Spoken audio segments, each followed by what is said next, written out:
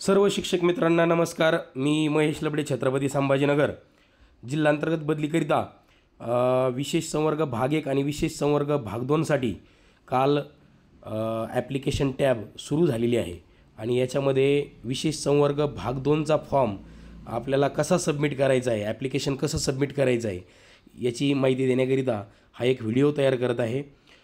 सर्वांना निश्चितच या व्हिडिओची मदत होईल अशी आशा आहे। याच्यासाठी सर्वप्रथम आपल्याला गूगलमध्ये जाऊन आपल्याला बदली पोर्टल या ठिकाणी ओपन करायचं आहे। ott.mahardd.com ही त्याची साईट आहे। त्याच्यावरती गेल्यानंतर सर्वप्रथम आपला त्या ठिकाणी जो अर्जदार आहे, ज्याला विशेष संवर्ग भाग 2 मधून फॉर्म भरायचा आहे, त्याचा या ठिकाणी मोबाईल नंबर आपल्याला त्या ठिकाणी टाकायचा आहे। मी आमचे मित्र अमोल राज शेळके सर यांचा या ठिकाणी मोबाईल नंबर टाकत आहे आणि OTP या ठिकाणी मी पाठवलेला आहे। आता या ठिकाणी या ठिकाणी आपण OTP प्रविष्ट केलेला आहे। जो मोबाईल नंबरवर OTP प्राप्त झाला तो टाकल्यानंतर आपल्याला या ठिकाणी कॅप्चा कोड आपल्याला या ठिकाणी टाकायचा आहे।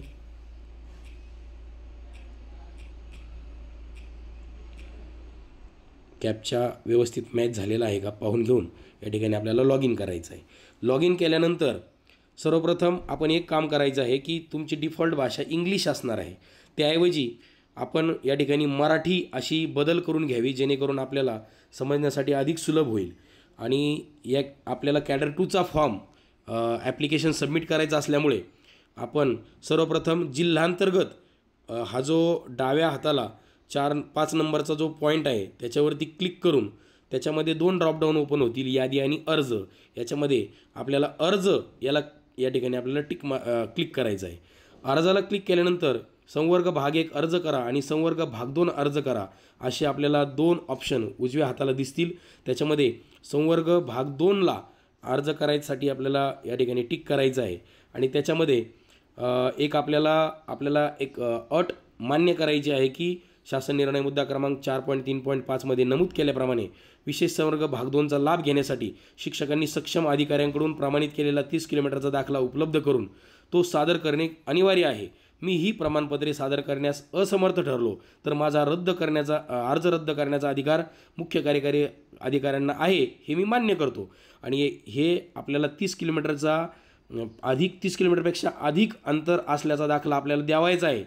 त्याच्यामुळं मी जर तो अर्ज देऊ शकलो नाही तर माझा अर्ज रद्द होईल, हे आपल्याला मान्य करायचं असल्यामुळे आपण त्याच्या शेजारी जो चेक बॉक्स आहे त्याच्यावरती आपल्याला टिक करायचं आहे आणि त्याच्यावर टिक केल्यानंतर खाली आपलं नाव त्या ठिकाणी ओपन होईल, आपला शाळा तळी ओपन होईल आणि आपण सध्या ज्या शाळेवर कार्यरत आहोत तोही आपला या ठिकाणी UDIS क्रमांक ओपन होईल आणि त्याच्या खाली 2 तुम्हाला तुमच्या माहितीचे तपशील अपूर्ण आहेत हे जे दाखवत आहे त्याच्या खालीच ते 2 ड्रॉपडाऊन असल्यामुळे आपल्याला ते सिलेक्ट करायचे आहेत। आणि याच्यामध्ये सध्याचे तुमचे आणि तुमच्या जोडीदाराच्या शाळेचे अंतर 30 किलोमीटरपेक्षा अधिक असायला हवे, हे आपण लक्षात घ्यावायचं आहे।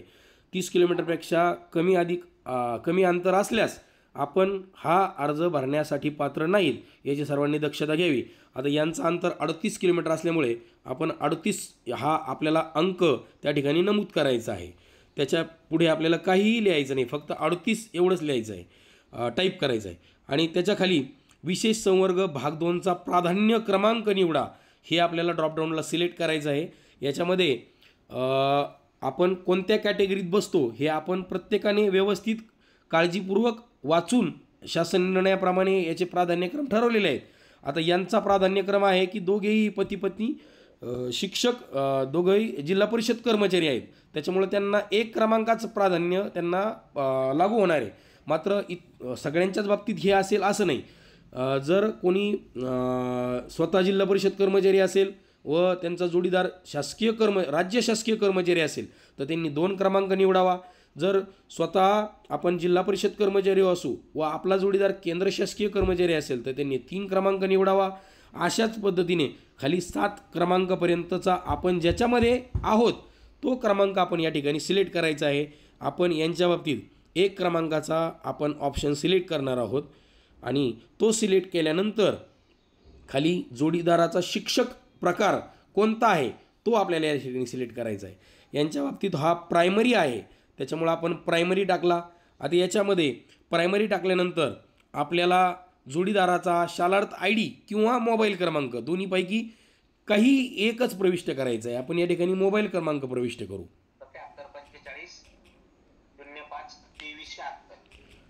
आता हा आपण मोबाईल क्रमांक प्रविष्ट केल्यानंतर त्या जोडीदाराचं नाव, UDIS क्रमांक आणि त्याच्या शाळेचा UDIS असे तिन्ही गोष्टी या ठिकाणी आपोआप या ठिकाणी येणार आहेत।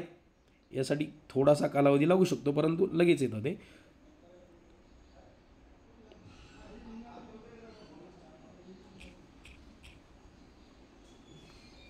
हां, या ठिकाणी जोडीदाराचं नाव, UDIS क्रमांक आणि शाळेचं नाव, या ठिकाणी शाळेचं UDIS आणि शाळेचं नाव या ठिकाणी आलेलं आहे। हे झाल्यानंतर तुमचा अर्ज भरून झालेला आहे। आता तुम्ही तो व्यवस्थित पुन्हा एकदा तपासून पाहायचा की तुम्ही भरलेली माहिती एकदा पूर्ण बरोबर आहे का, याच्यामध्ये तुमचा अंतर एकदा चेक करून बघावं। तुमचा जोडीदाराचा प्राधान्यक्रम जो आहे तो एकदा चेक करून बघावा। तुमचा शिक्षक प्रकार जर शिक्षक असेल तर तो सिलेक्ट करून पाहावा। शालार्थ ID किंवा मोबाईल क्रमांक आणि खाली आलेली जोडीदाराची माहिती एकदा खात्री करून झाल्यानंतर सबमिट बटनवर आपल्याला टिक करायचं आहे। सबमिटवर टिक केल्यानंतर पुढे तुम्हाला जोडीदाराचा नंबरला OTP पाठवावा लागणार आहे, जेणेकरून तो तुमचा जोडीदार आहे याची पूर्ण पोर्टलला खात्री होईल आणि ते एक अधिकृत होऊन जाईल।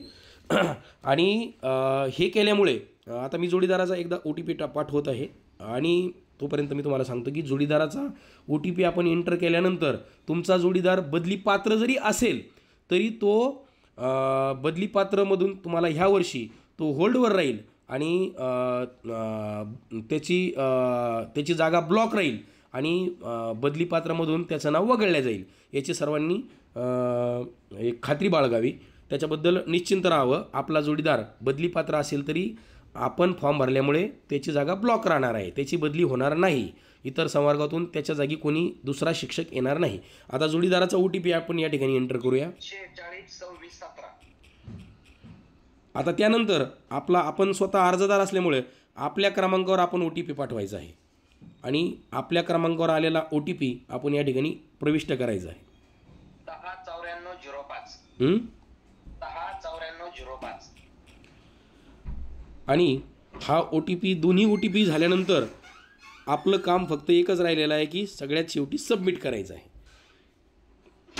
हे सबमिट झाल्यामुळे खाली तुम्हाला त्या ठिकाणी तुमची कृती यशस्वीरित्या पार पडली असा मेसेज तुम्हाला प्राप्त झालेला आहे आणि तुम्हाला मेलवर देखील त्याचं हे नोटिफिकेशन आलेलं असेल आणि तुमचं काम आत्ता सध्याच्या स्थितीला जेवढं काम आहे तेवढं तुमचं काम पूर्ण झालेलं आहे।